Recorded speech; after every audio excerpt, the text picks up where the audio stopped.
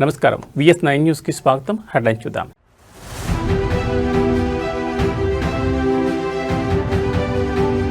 నారావారిపల్లికి చేరుకున్న చంద్రబాబు కుటుంబ సమేతంగా సంక్రాంతి వేడుకల్లో పాల్గొన్న సీఎం.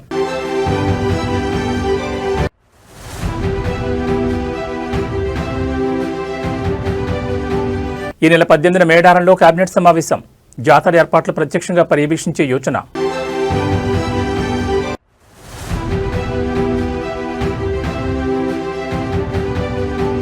మరోసారి మా ఇల్లు ఆశ్రమంలో NIA అధికారుల సోదాలు.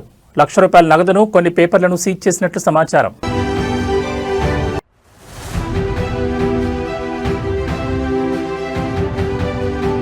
కాకినాడ జిల్లా రౌతులపూడి మండలంలో ఘోర అగ్ని ప్రమాదం. క్షణాల్లో బూడిదైన పూరిళ్లు, నిరాశ్రయులైన 120 మంది గిరిజనులు.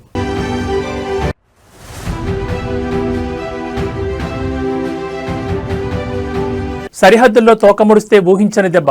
ఉగ్రవాదులకు ఆర్మీ చీఫ్ స్ట్రాంగ్ వార్నింగ్. ఇక డీటెయిల్స్ చూస్తే సీఎం చంద్రబాబు నాయుడు స్వగ్రామమైన నారావారిపల్లిలో సంక్రాంతి సందడి మొదలైంది. సీఎం కుటుంబ సమేతంగా సంక్రాంతి వేడుకలను స్వగ్రామంలో జరుపుకున్న నేపథ్యంలో గ్రామం అంతటా ఉత్సాహకర వాతావరణం నెలకొంది.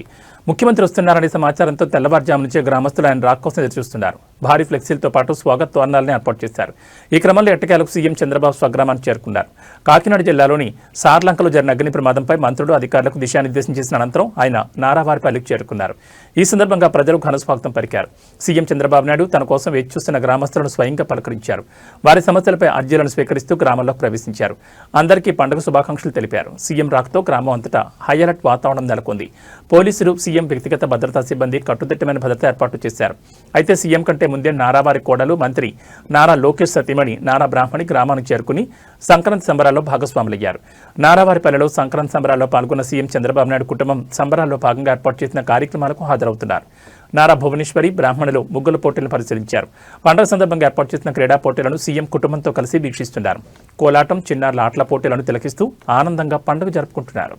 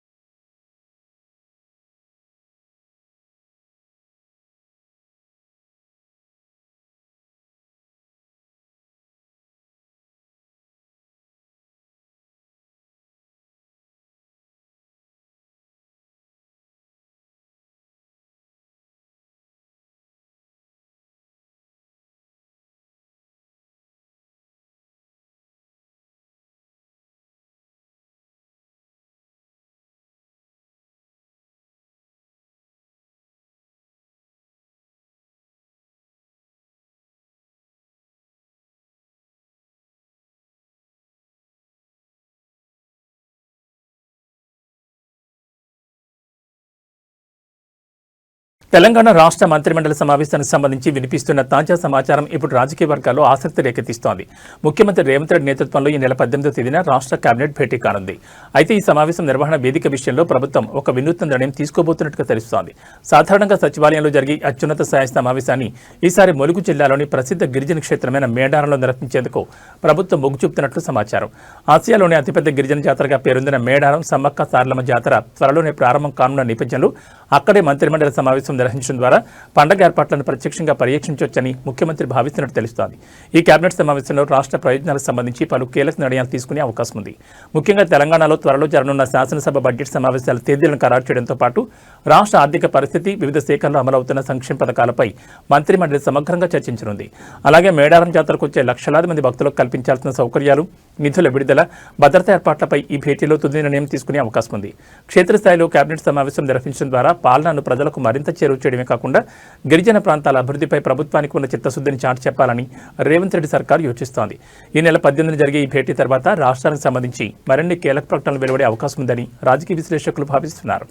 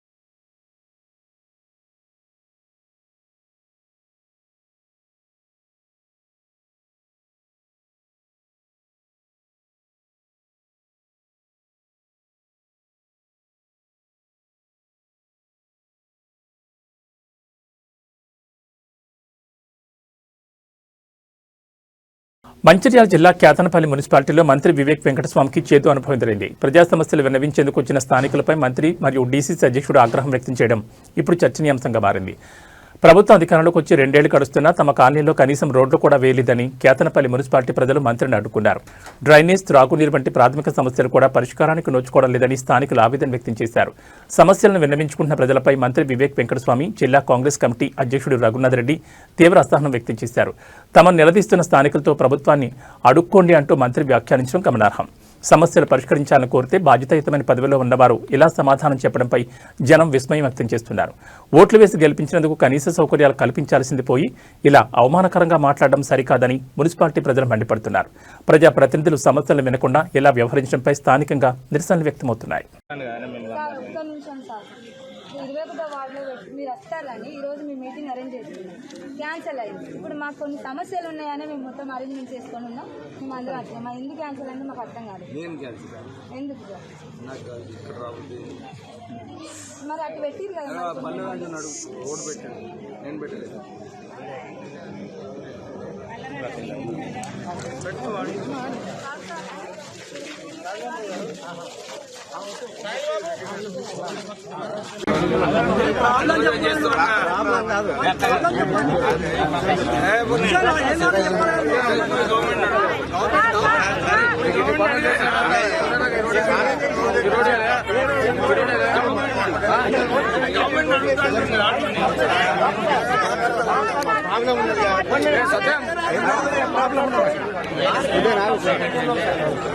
అడగడం తప్ప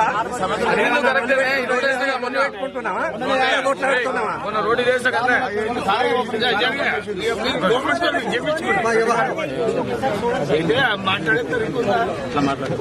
నేను ఫస్ట్ రోడ్ ఏం లేదు. మీరు గవర్నమెంట్ ఎందుకు లేదు రోడ్డు? ఇది ఇంతకు ముందు ఉన్న రోడ్డే.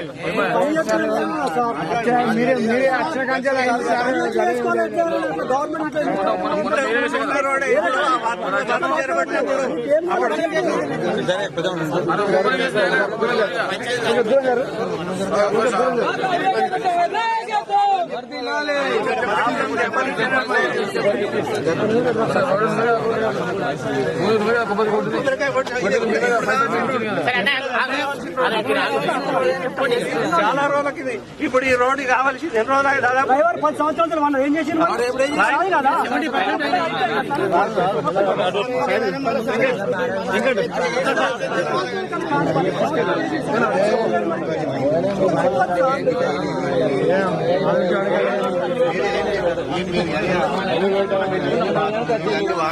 మాజీ మావోయిస్ట్ నేత గాదే ఎన్నయ్యను నేషనల్ ఇన్వెస్టిగేషన్ ఏజెన్సీ అరెస్ట్ చేసిన విషయం తెలిసిందే. జనగాం జిల్లా జాఫర్గఢ్లోని మా ఇల్లు ఆశ్రమంలో ఎన్నయ్య అధికారులు మరోసారి సోదాలు నిర్వహించారు.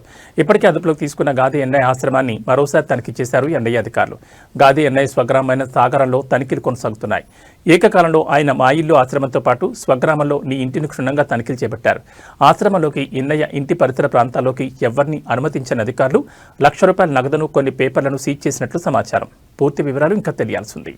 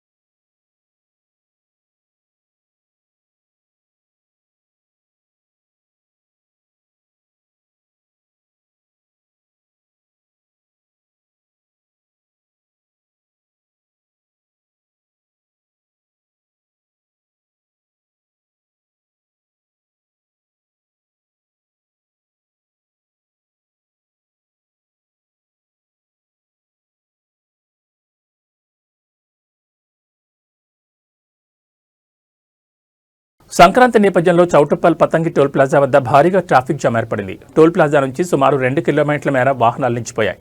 ఈసారి సంక్రాంతికి 4 రోజులుగా రికార్డు స్థాయిలో వాహనాల రద్దీ పెరిగింది. హైదరాబాద్ టు విజయవాడ నేషనల్ హైవేపై భారీ సంఖ్యలో వాహనాలు వెళ్లినట్లు టోల్ సిబ్బంది చెబుతున్నారు. మరోవైపు కొందరు పోకరీలు టోల్ ప్లాజాల వద్ద విచ్చలవిడిగా అత్యవసర సైరన్స్ దుర్వినియోగం చేస్తున్నారు. సైరన్తో న్యూసెన్స్ చేస్తున్నారు. టోల్ రుసుము తప్పించుకునేందుకు కొందరు పోకరీలు ఇలా సైరన్ మోగిస్తూ హంగామా చేస్తున్నట్లు టోల్ సిబ్బంది గుర్తించారు.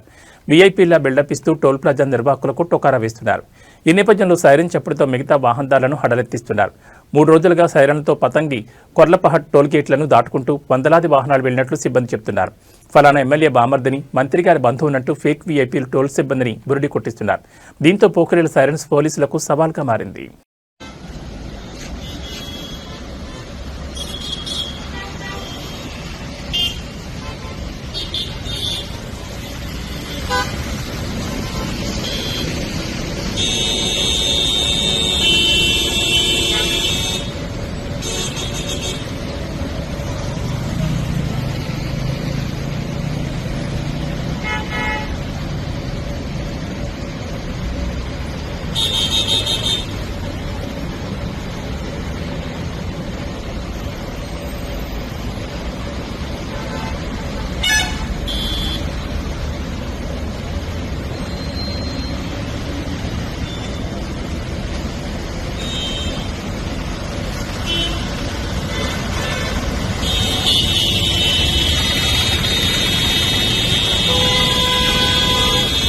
సంక్రాంతి పండగ వేళ పల్లెల్లో ఆనందం వెల్లివిరుస్తుంటే కాకినాడ జిల్లా మన్యం గ్రామం సార్లంకపల్లె మాత్రం కన్నీట్లో మునిగింది.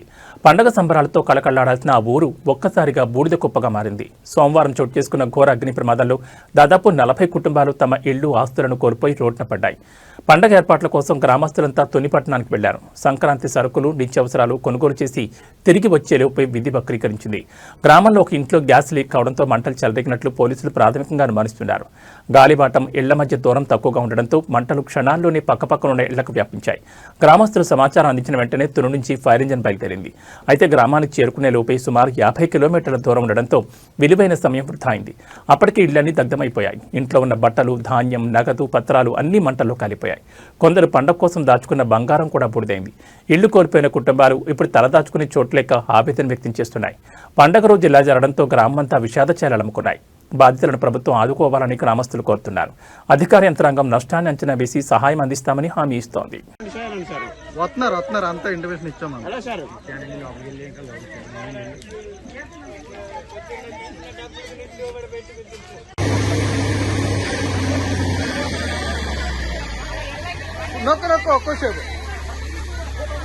ఏంట్రా అరే ఒక్క ఇల్లు కూడా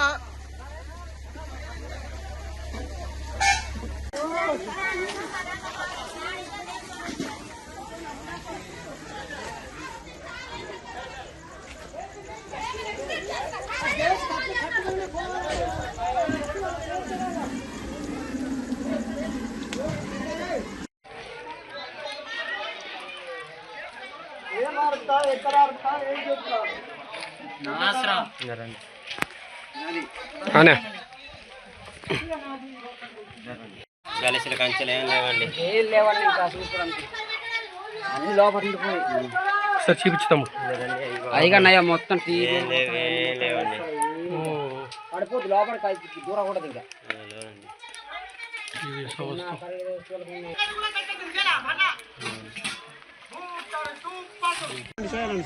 వస్తున్నారు అంతా ఇంటిమేషన్ ఇచ్చాము.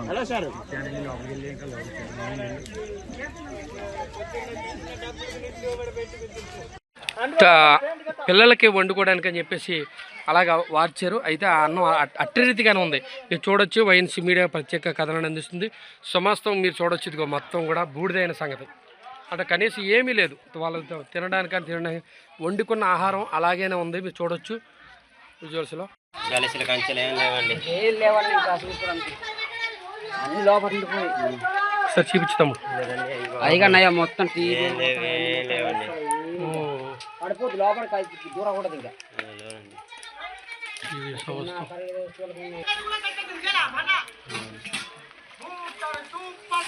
నల్గొండ పట్టణంలోని ప్రసాద్ ఉడిపి హోటల్ దారుణం జరిగింది. సాంబార్లో జెర్రీ కనిపించింది. పూర్తిగా తిన్న తర్వాత సాంబార్లో జెర్రీని గమనించిన ఓ వ్యక్తి హోటల్ సిబ్బందిని ప్రశ్నించగా పట్టించుకోకుండా నిర్లక్ష్యంగా సమాధానమిచ్చారు. భారీగా రేట్లు తీసుకోవడమే కాదని ప్రజల ప్రాణాలు లెక్కలోకి తీసుకోవాలని వినియోగదారులు ఆగ్రహం వ్యక్తం చేస్తున్నారు. ఈ తరహా ఘటనలు వరుసగా చోటు చేసుకోవడంతో ప్రజలు ఆందోళన వ్యక్తం చేస్తున్నారు. కాగా ఇటీవల విజయవాడ సూర్యారావుపేటలోని కాకినాడ సుబ్బయ్య హోటల్ భోజనంలో జెర్రీ రావడం కలకలం రేపిన సంగతి తెలిసిందే. ఫుడ్ అండ్ అడల్టేషన్ కేసు నమోదు చేసి హోటల్ను సీజ్ చేశారు. మరోవైపు తెలుగు రాష్ట్రాల్లో కొన్ని రెస్టారెంట్లు, హోటల్ నిర్వాహకాలు వెలుగులోకి వస్తున్నాయి. రోజుల తరబడి నిల్వ చేసిన పదార్థాలు, కుళిన ఆహారాన్ని నిబంధనలు అతిక్రమించి విక్రయిస్తున్నారు. అధికారుల తనిఖీల్లోనూ వాస్తవాలు బట్టబయలవుతున్నాయి.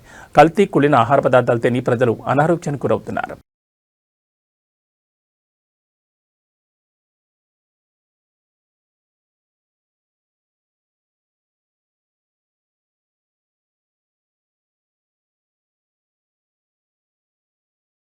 అనంతపురం శివార్లోని జాతీయ రహదారి సమీపంలో ఉన్న ఓ మద్యం దుకాణంలో అగ్ని ప్రమాదం చోటు చేసుకుంది. ఇవాళ తెల్లవారుజామున గుర్తు తెలియని దుండగులు వచ్చి మద్యం దుకాణానికి నిప్పిపెట్టినట్లు యజమాని నంబూరు వెంకటరమణ అనుమానం వ్యక్తం చేశారు.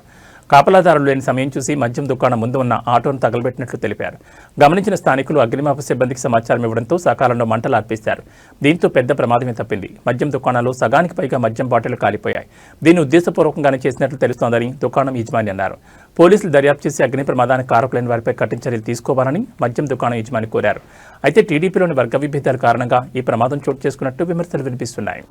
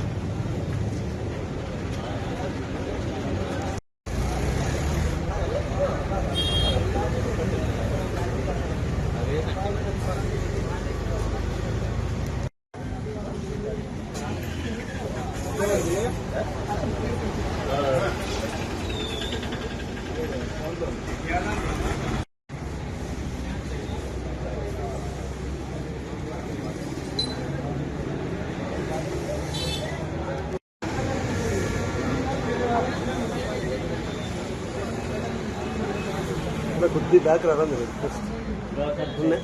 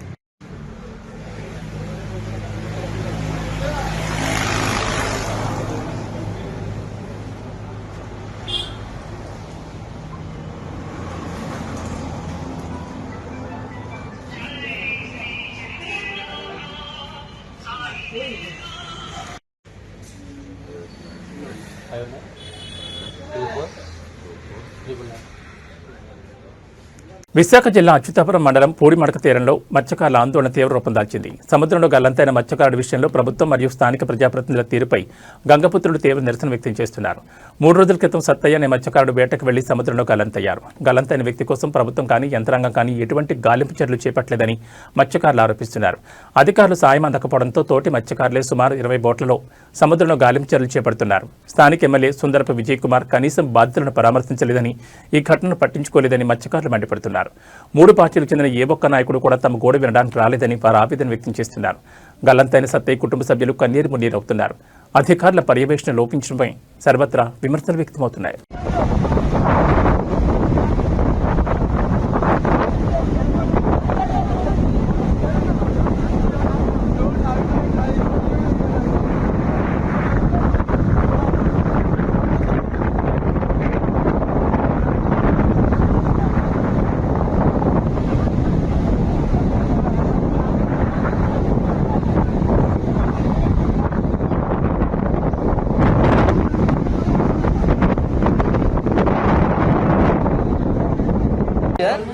దగ్గరకు వచ్చి ఇప్పుడు పూడిమడక గ్రామమైన మా విలేజ్ లోనే 3 రోజులైంది. ఒక మనిషి గల్లంతైన విషయం ప్రతి ఒక్కరికి తెలిసిన విషయమే.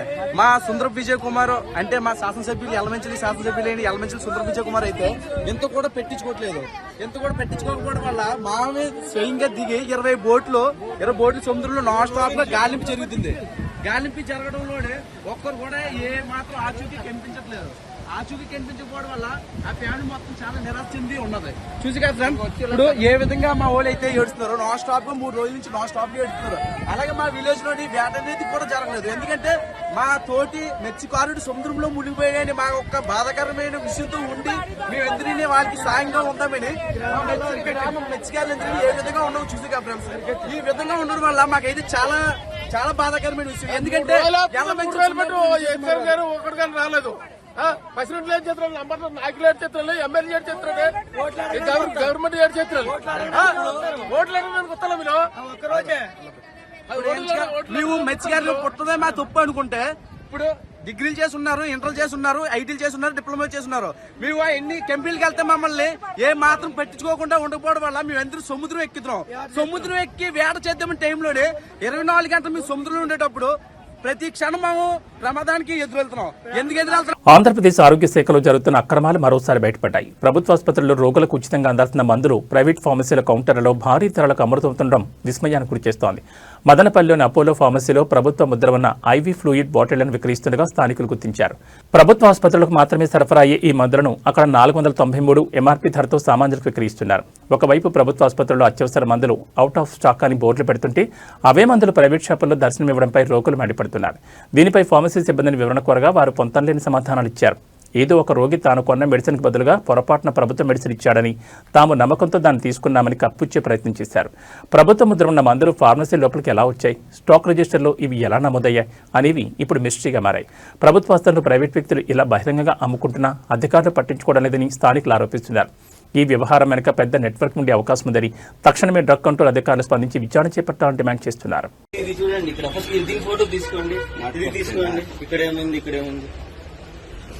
గవర్నమెంట్ మందులు అపోలో హాస్పిటల్ ఎలా వచ్చింది?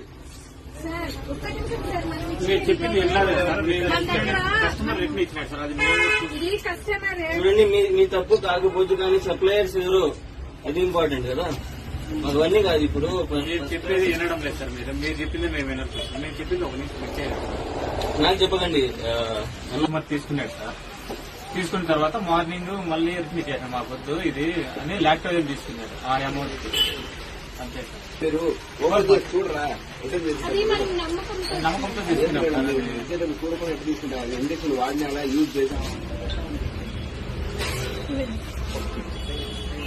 వివేకానంద రెడ్డి హత్య కేసులో కీలక పరిణామం చోటు చేసుకుంది. ఈ కేసులో తదుపరి దర్యాప్తు కొనసాగించాలని కోరుతూ ఆయన కుమార్తె డాక్టర్ సునీతారెడ్డి సుప్రీంకోర్టులో మరో అప్లికేషన్ దాఖలు చేశారు. సీబీఐ విచారణను కేవలం 2 పాత్రకే పరిమితం చేస్తూ హైదరాబాద్ సీబీఐ ప్రత్యేక కోర్టు ఇచ్చిన పాక్షిక ఉత్తర్వులను ఆమె ఈ పిటిషన్లో సవాల్ చేశారు. వివేక హత్య వెనుక ఉన్న అసలు సూత్రధారులు, పెద్దల పాత్రను బయటపెట్టాలంటే పూర్తిస్థాయి దర్యాప్తు అవసరమని ఆమె కోర్టుకు విన్నవించారు. గతంలో జస్టిస్ సుందరేష్ ధర్మాసనం దర్యాప్తు కొనసాగింపై 3 నెలలకు నిర్ణయం తీసుకోవాలని ట్రయల్ కోర్టు ఆదేశించింది. సుప్రీంకోర్టు ఆదేశాల మేరకు సీబీఐ కోర్టు కేవలం పరిమిత అంశాలకే అనుమతినిచ్చింది. ఈ నేపథ్యంలో ట్రయల్ కోర్టు ఆదేశాలను సవాల్ చేస్తూ సునీత దాఖలు చేసిన తాజా అప్లికేషన్ను సుప్రీంకోర్టు విచారణకు స్వీకరించింది.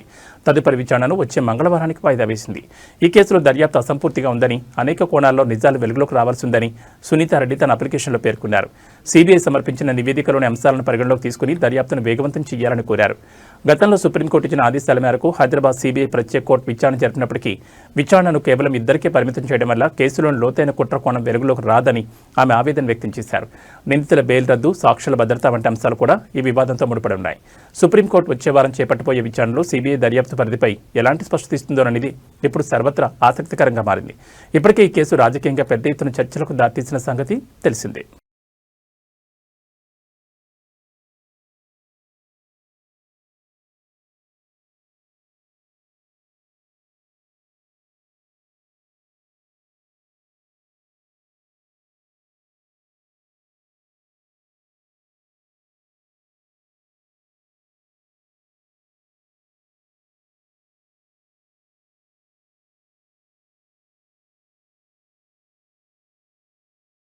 ఉత్తర భారతాన్ని చలిపులి వణికిస్తోంది. దేశ రాజధాని ఢిల్లీలో ఇవాళ ఈ సీజన్లోనే అత్యంత కనిష్టంగా 3 డిగ్రీల సెల్సియస్ ఉష్ణోగ్రత నమోదైంది. ఇదే సమయంలో పంజాబ్, హర్యానా రాష్ట్రాల్లో తీవ్రమైన చలిగాలులు, దట్టమైన పొగమంచు ఏర్పడతాయని భారత వాతావరణ శాఖ అత్యంత తీవ్రమైన హెచ్చరికైన రెడ్ అలర్ట్ జారీ చేసింది. ఉత్తరాదిలోని చాలా ప్రాంతాల్లో ఉష్ణోగ్రతలు గడ్డకట్టే స్థాయికి పడిపోయాయి. ఢిల్లీలో సాధారణ కంటే 4.4 డిగ్రీలు తక్కువగా ఉష్ణోగ్రత నమోదు కాగా ఉదయం గాలిలో తేమ 100% చేరింది. పంజాబ్లోని బఠిండాలో 0.6 డిగ్రీలు, అమృత్సర్, ఫరీద్కోట్లలో 1 డిగ్రీ నమోదైంది. హర్యానాలోని గురుగ్రామ్లో ఉష్ణోగ్రత 0 డిగ్రీలు పడిపోగా దాని శివార్ ప్రాంతాల్లో -0.9 డిగ్రీల వరకు రికార్డైంది. రాజస్థాన్లోని సికార్ జిల్లా ఫతేపూర్ శేఖావతిలో పరిస్థితి మరింత తీవ్రంగా ఉంది. ఇక్కడ ఏకంగా -1.9 డిగ్రీల కనిష్ట ఉష్ణోగ్రత నమోదైంది. తీవ్రమైన చలి, దట్టమైన పొగమంచు కారణంగా జనజీవనం స్తంభించింది. పలు ప్రాంతాల్లో నేలపై మంచు గడ్డకట్టుకుపోయింది. పొగమంచు వల్ల వాహనాల రాకపోకలకు తీవ్ర అంతరాయం ఏర్పడింది. మంచు కారణంగా ఆవాలు, టమాటా, మిరప వంటి పంటలు దెబ్బతింటాయని రైతులు ఆందోళన వ్యక్తం చేస్తున్నారు. ఉత్తర హర్యానాపై ఏర్పడిన పశ్చిమ విక్షోభం, ఉపరితల ఆవర్తనం కారణంగానే ఈ చలిగాలులు కొనసాగుతున్నాయని ఐఎండీ అధికారులు వివరించారు. రాబోయే 2 రోజుల పాటు ఢిల్లీలో చలిగాలుల ప్రభావం ఉంటుందని, ఆ తర్వాత ఉష్ణోగ్రతలు 2 నుంచి 4 డిగ్రీల వరకు క్రమంగా పెరిగే అవకాశం ఉందని తెలిపారు. అయితే జనవరి 17 వరకు ఈ ప్రాంతాల్లో ఎల్లో అలర్ట్ కొనసాగుతుందని వాతావరణ శాఖ స్పష్టం చేసింది.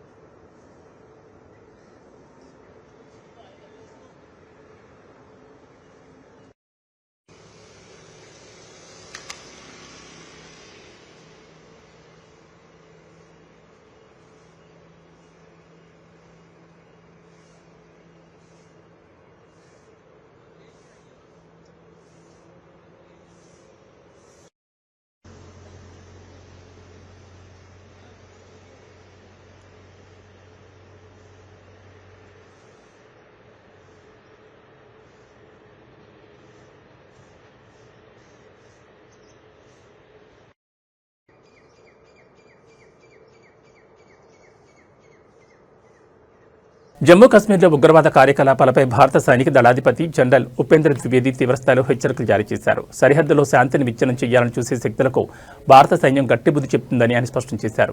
లోయలో భద్రతా పరిస్థితులు ప్రస్తుతం పూర్తిగా అదుపులోనే ఉన్నాయని, ప్రజలు భయాందోళనకు గురికావాల్సిన అవసరం లేదని ఆర్మీ చీఫ్ భరోసా ఇచ్చారు. భారత్పై దాడులకు తెగబడితే ఊహించని రీతిలో భారీ మూల్యం చెల్లించుకోవాల్సి ఉంటుందని ఉగ్రవాద సంస్థలను హెచ్చరించారు. భారత సైన్యం ఎటువంటి సవాళ్లనైనా ఎదుర్కోవడానికి సిద్ధంగా ఉందని పేర్కొన్నారు. జమ్మూ కాశ్మీర్లో ఉగ్రవాదుల ఏరివేత కోసం చేపట్టిన ఆపరేషన్ సింధూర్ ఇంకా కొనసాగుతోందని ఆయన వెల్లడించారు. कि जितनी खबर हमारे पास है तकरीबन 8 कैंप्स अभी भी हमारे ऐसे नॉलेज में हैं जो कि एक्टिव हैं. जिसमें से 2 तकरीबन आईबी के अपोजिट हैं और 6 एलसी के अपोजिट हैं। और इन कैंप्स में तकरीबन अभी भी हम समझते हैं कि किसी प्रकार की प्रेजेंस या ट्रेनिंग है, तो इसलिए हम उसके नज़र रखे हुए हैं, उसकी खबर कोशिश करते हैं हासिल करने की, और अगर कोई ऐसे दोबारा हरकत हुई तो हम ज़रूर उसको, जो हमारा इरादा है, हम उसको ज़रूर अंजाम देंगे। ఇవి బులెటిన్ విశేషాలు. మరో బులెటిన్లో మళ్ళీ కలుసుకుందాం. నమస్కారం.